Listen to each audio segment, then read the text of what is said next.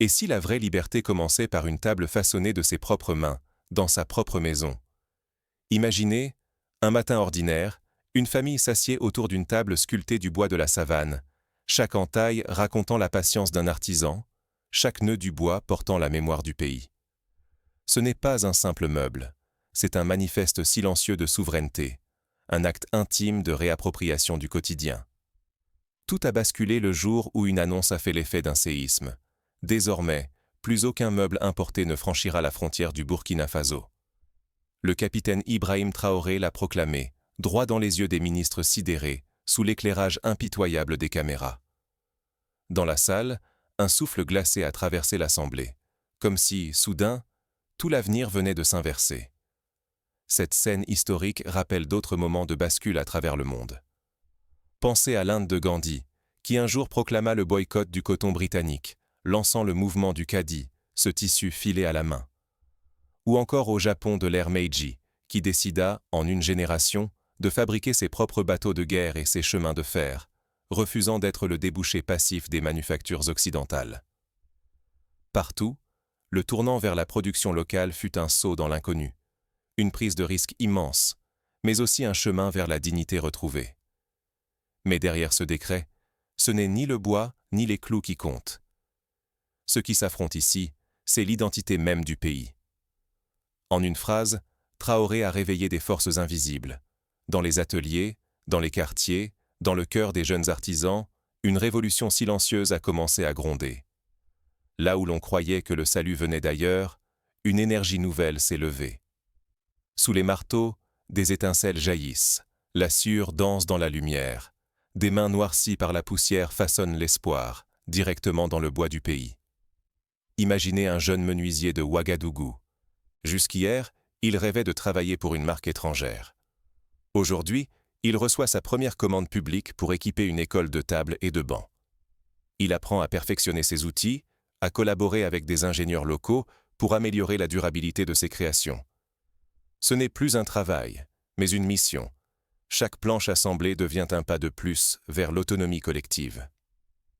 La vraie question surgit, lourde de conséquences. Une décision politique peut-elle à elle seule bouleverser le destin d'un peuple, d'une nation, voire d'un continent? Peut-on, en un instant, rompre avec des décennies de dépendance pour choisir enfin l'autonomie? Au-delà des apparences, ce qui se joue, c'est le droit d'exister par soi-même. Miser sur la production locale et sur la création, c'est prendre un risque immense, celui de refuser la validation, la technologie, le succès venu d'ailleurs, pour construire ses propres richesses. Ce choix va bien au-delà de l'économie. Il s'agit de reconquérir la confiance, le respect de soi, et le temps perdu à attendre que l'herbe pousse sous des cieux étrangers. Car le véritable combat ne se livre pas contre la pauvreté matérielle, mais contre l'oubli de ses propres forces, contre l'érosion de la mémoire et de la dignité. En Afrique du Sud, par exemple, la renaissance du secteur viticole après l'apartheid fut aussi une reconquête de la fierté nationale. Les caves sud-africaines, longtemps dévalorisées au profit des crus européens, ont fini par imposer leur marque sur le marché mondial. Ce succès n'était pas qu'économique. Il redonnait confiance à toute une génération d'œnologues, de cultivateurs, de travailleurs qui voyaient dans chaque grappe de raisin un symbole d'émancipation. Mais la révolution ne se joue pas seulement dans les discours officiels. Tout commence dans l'intimité des ateliers, là où chaque copeau porte la promesse d'un futur réinventé. C'est le cas d'un collectif de femmes tisseuses à Bobo-Dioulasso, qui a décidé de relancer les techniques ancestrales du Faso d'Anfani, ce textile en coton local.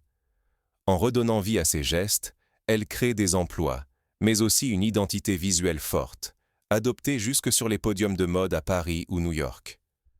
Le berceau de l'humanité est-il devenu sa propre cage? Cette question, lancée par le capitaine Traoré, sonne comme une provocation, une gifle adressée à tous ceux qui auraient oublié la force enfouie dans la mémoire africaine. L'Afrique n'a pas toujours été ce territoire que l'on réduit à ses manques. Jadis, elle était le foyer de savoir et d'empire, le creuset d'innovations qui attirèrent le monde. Bien avant l'Europe moderne, les astronomes de Nubie tracèrent des cartes célestes, les forgerons du Mali façonnaient l'or et l'acier, et les érudits de Tombouctou élevaient des universités où l'on accourait de contrées lointaines. On se souvient encore de Mansa Moussa, souverain du Mali au XIVe siècle, dont le pèlerinage légendaire fit vaciller la valeur de l'or à travers tout le bassin méditerranéen. Son empire générait près de la moitié de l'or du monde connu, mais sa grandeur ne se mesurait pas qu'en trésors. Elle reposait sur l'intelligence collective, la transmission du savoir, la dignité et l'audace d'apprendre. Ce passé flamboyant s'est effacé, rongé par la colonisation et la falsification de l'histoire. Les puissances coloniales n'ont pas seulement pillé des ressources, elles ont volé la mémoire et semé le doute. Peu à peu, une perte de confiance s'est installée, jusqu'à faire croire que la richesse et la science sont toujours venues d'ailleurs. Pour Traoré, cette amnésie est le véritable poison.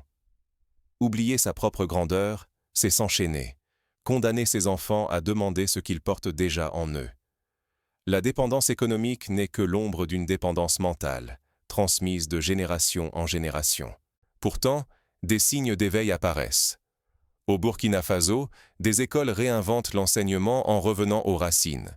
Astronomie nubienne, métallurgie ancestrale, secret de l'architecture sahélienne.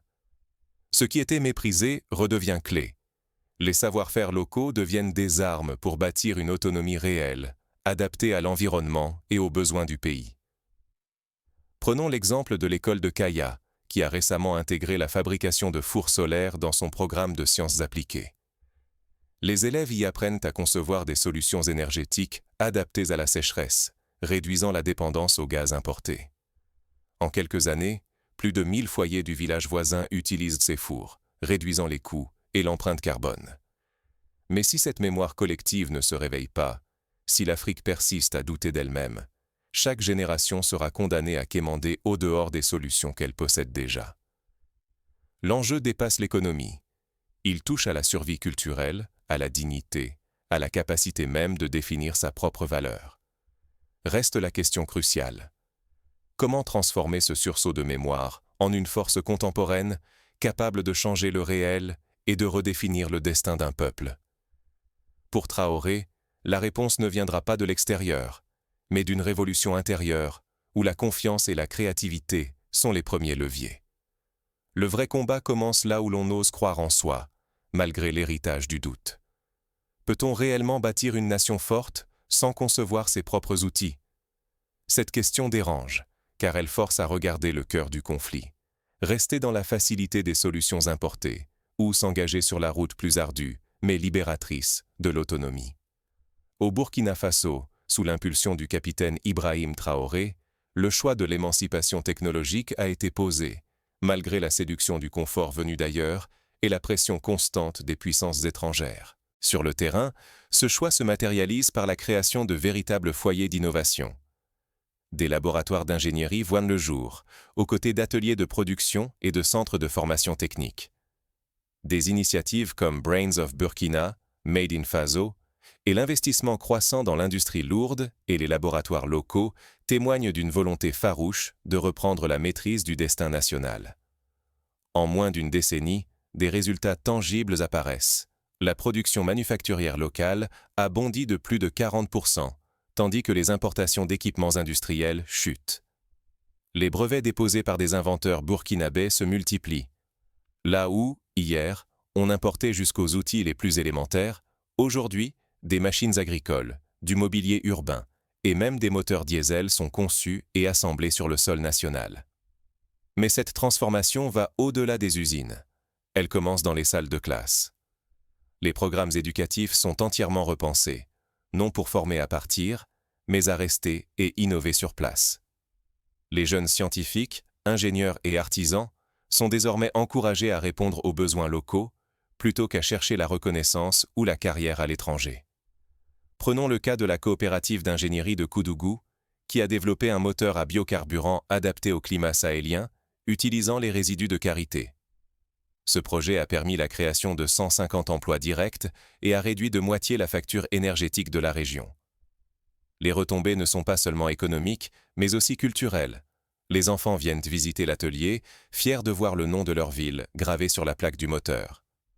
Évidemment, cette révolution n'est pas sans provoquer des critiques en Occident. Certains dénoncent un repli sur soi ou une utopie ruineuse. Pourtant, sur le plan intérieur, l'enthousiasme est inédit. Pour la première fois depuis des générations, une jeunesse entière entrevoit la possibilité d'un avenir construit par ses propres mains. Derrière les chiffres et les prototypes, une idée fondamentale s'impose. La défense industrielle devient le prolongement naturel de la dignité nationale. Produire localement, c'est affirmer qu'on n'a plus à tendre la main pour exister. C'est refuser l'impuissance et choisir la fierté retrouvée. Car si l'Afrique ne s'engage pas dans ce combat, elle restera prisonnière de la sous-traitance, de la dépendance technologique et de l'érosion de son autonomie. L'histoire enseigne que chaque peuple qui a forgé ses propres outils a conquis, pas à pas, sa liberté et sa place dans le monde. Regardons l'exemple de la Corée du Sud. Dans les années 60, ce pays était l'un des plus pauvres du monde, dépendant de l'aide internationale. En investissant massivement dans l'éducation technique, le développement de ses propres industries et l'innovation locale, la Corée a aujourd'hui imposé ses géants mondiaux dans l'automobile, l'électronique et la culture. Ce miracle du fleuve Han repose sur une même conviction. La souveraineté ne se quémande pas, elle se construit. Mais la clé de cette révolution n'est-elle pas encore plus profonde? Peut-être ne s'agit-il pas seulement de dompter les machines, mais de transformer les esprits et de reconquérir les cœurs. Ce basculement psychologique est la véritable victoire à venir. Il s'ancre dans l'estime de soi et la foi en la capacité d'innover. Mais comment cette nouvelle confiance s'incarne-t-elle dans le quotidien des Burkinabés? Et si l'Afrique s'autorisait à forger non seulement ses biens, mais aussi sa propre définition du succès?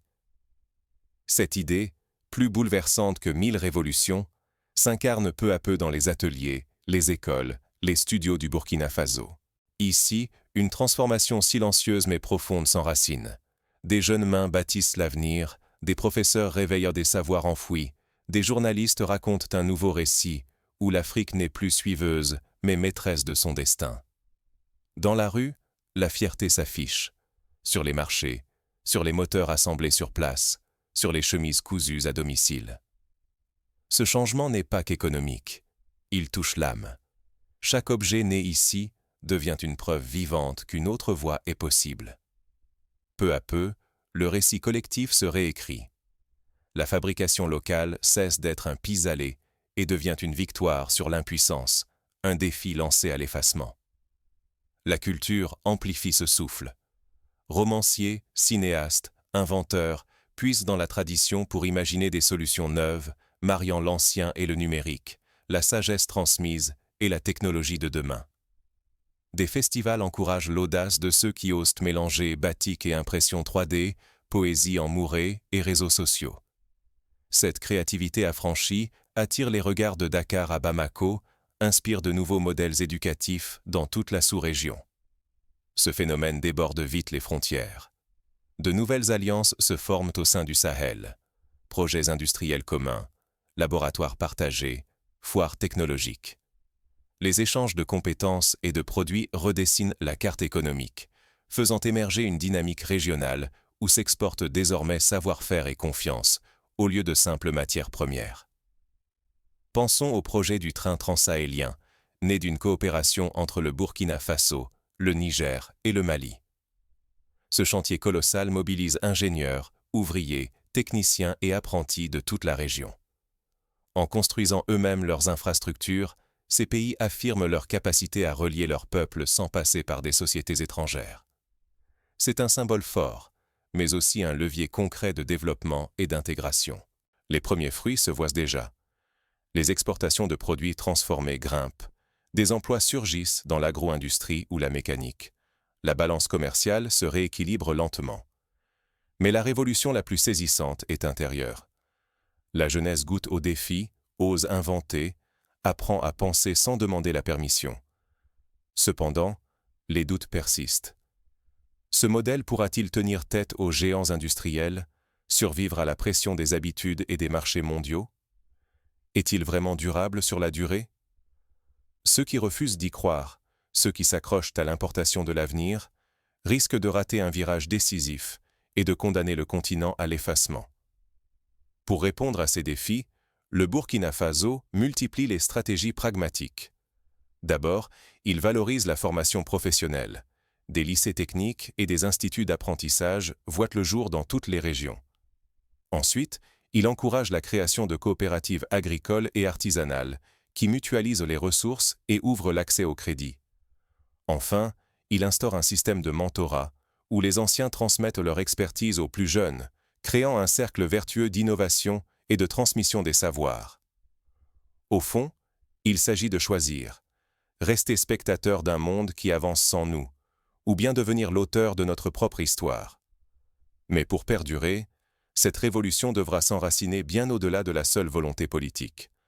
Cette transformation ne sera pas sans résistance, ni sans sacrifice. Mais chaque avancée ouvre la voie vers une souveraineté retrouvée. La souveraineté n'est ni une simple idée, ni un slogan crié dans la foule. C'est un métier, un engagement quotidien, souvent silencieux et exigeant. Chaque matin, la discipline et l'éthique du travail ouvrent la voie. Sans elles, aucune révolution ne tient, aucun progrès ne traverse les années. Ce n'est pas le génie qui fait défaut à notre peuple, mais la rigueur, cette énergie invisible qui façonne des habitudes durables. L'engagement débute chez soi, se prolonge à l'école, se confirme dans l'atelier ou le bureau. La vraie transformation naît d'une culture où la parole donnée compte, où l'excellence devient une habitude partagée, non une exception. Cette exigence est le socle sur lequel repose la confiance nationale, clé de toute émancipation durable. L'école doit changer de cap. Il ne suffit plus d'apprendre des dates, des noms ou des formules. Il faut lier le savoir et l'amour du pays, relier chaque leçon, chaque projet, à cette question essentielle. Ce que j'apprends, comment cela sert-il ma terre, mon peuple, mon futur? Des programmes nouveaux fleurissent. Chaque diplômé est désormais invité à servir le pays. Volontariat rural, mentorat, chantier collectif. Ce n'est pas une punition, mais un passage de témoin, une étape naturelle d'une citoyenneté active et vivante. Ainsi, la productivité et l'innovation deviennent des actes quotidiens de libération. Améliorer un outil, inventer un procédé, résoudre un problème local, c'est affirmer que l'Afrique n'est pas seulement un marché, mais bien l'atelier et le laboratoire de l'avenir. Face à la tentation de l'exil, la lutte contre la fuite des cerveaux ne doit pas reposer sur des interdits stériles ni sur la peur. Le vrai rempart, c'est le sens. Si chaque jeune comprend que sa compétence est vitale ici, que la réussite collective démultiplie sa propre valeur, il choisira de bâtir sur son sol. Le défi majeur se trouve là, transformer le potentiel de chacun en victoire partagée. Cela demande de la patience, de la méthode, et surtout une mémoire retrouvée. Se rappeler que chaque progrès individuel s'inscrit dans une chaîne, celle de l'histoire nationale. Si nous négligeons cette mémoire et cette discipline, l'intelligence africaine continuera d'enrichir d'autres continents. L'avenir du Burkina Faso se joue dans cette bataille invisible, celle du réveil intérieur, de la persévérance quotidienne, loin des projecteurs. Alors, jusqu'où ira le Burkina Faso si la vraie révolution commence par la foi en soi-même? Mais la foi seule ne suffit pas. Il faut des outils, des modèles et une vision partagée pour transformer l'élan individuel en destin collectif. Prenons exemple sur la politique agricole du Rwanda, qui a su, en quelques années, passer de l'importation massive de denrées à l'autosuffisance dans plusieurs filières. En investissant dans la formation des paysans, l'accès au microcrédit et la valorisation des produits locaux, le pays a vu ses exportations agricoles tripler en 10 ans.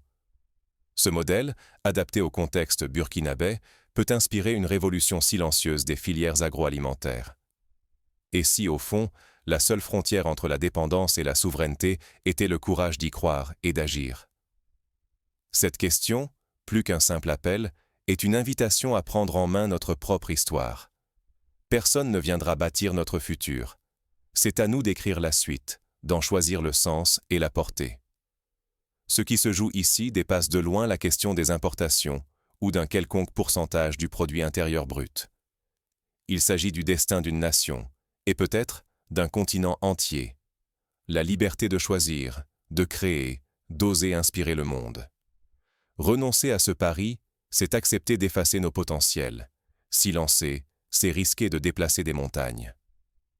La révolution de Ibrahim Traoré n'est ni celle des armes, ni celle de la rhétorique. C'est une révolution du regard, sur soi, sur l'autre, sur ce qu'on croit possible. Quand un peuple ose fabriquer ses propres tables, ses machines et même ses rêves, il refuse la fatalité. Ce choix n'est jamais anodin. Au moment où l'on affirme « nous pouvons », c'est toute une histoire de dépendance qui commence à s'effondrer. La pauvreté la plus pernicieuse n'est pas matérielle. Elle se loge dans le doute de notre propre valeur, dans l'oubli de notre mémoire, dans le renoncement à notre droit d'inventer. Attendre la validation extérieure, c'est livrer notre avenir aux mains d'autrui. Mais chaque clou planté, chaque savoir transmis, chaque moteur assemblé localement, marque une reconquête silencieuse de l'estime de soi et du contrôle du temps. L'espoir n'est pas un luxe, mais une stratégie. L'indépendance n'est pas un slogan, mais une discipline collective, une exigence répétée jour après jour. Refuser la dépendance, ce n'est pas se fermer, mais ouvrir des chemins vers l'innovation, la solidarité, la création de valeur qui ne dépend plus d'aucune autorisation extérieure. Pour cela, plusieurs étapes concrètes peuvent être franchies. Premièrement, investir massivement dans la recherche appliquée, en créant des fonds nationaux pour soutenir les projets innovants. Deuxièmement, instaurer des concours d'invention et des foires technologiques nationales, où chaque citoyen peut présenter ses solutions pour les défis locaux. Troisièmement, simplifier l'accès au financement pour les petites entreprises, en garantissant des prêts à taux bonifiés pour la production locale. Le réveil ne viendra pas d'en haut. Il naît dans les ateliers, les laboratoires, les champs, les écoles, là où l'on transforme la matière et l'imaginaire. Il suffit d'un déclic, d'une génération prête à porter le risque d'essayer, d'échouer, d'apprendre et de recommencer. Voilà le vrai défi, quitter le confort de l'attente pour entrer dans l'inconfort, mais aussi la joie de la construction. Rien n'est écrit d'avance. Les nations se réinventent le jour où elles décident que leur voix compte, que leurs mains valent autant que celles de n'importe quel autre peuple. La souveraineté ne se demande pas, elle se façonne dans la persévérance et l'audace de croire que demain peut être bâti par nous-mêmes. La vraie question n'est plus « qui nous autorisera ?» mais « qui nous arrêtera ?» L'Afrique n'a pas à se contenter d'exister dans le monde. Elle peut, à nouveau, l'inspirer, l'innover, le guider. Ce mouvement doit aussi s'accompagner d'une grande ouverture à la coopération Sud-Sud. Au Sénégal, des réseaux d'ingénieurs partagent déjà leurs brevets avec leurs homologues burkinabés, favorisant la circulation des idées et la mutualisation des ressources. En Côte d'Ivoire, des start-up appuient la digitalisation des marchés agricoles du Burkina, accélérant ainsi la modernisation des filières. Le choix nous appartient. Il commence par un geste, une intention, puis il se propage comme une onde. C'est ainsi que naissent les grandes histoires, par une décision collective de refuser l'oubli et d'oser modeler l'avenir. En conclusion, la table burkinabé, façonnée dans le bois local, n'est qu'un début. Elle symbolise la capacité d'un peuple à reprendre son destin en main, à transformer chaque objet, chaque savoir, chaque rêve en une victoire sur la dépendance. L'histoire, ici, s'écrit par des gestes simples mais puissants. Apprendre, transmettre, fabriquer, partager. C'est cela, la vraie liberté. Et c'est peut-être le début d'un mouvement qui, demain, inspirera bien au-delà des frontières du Burkina Faso.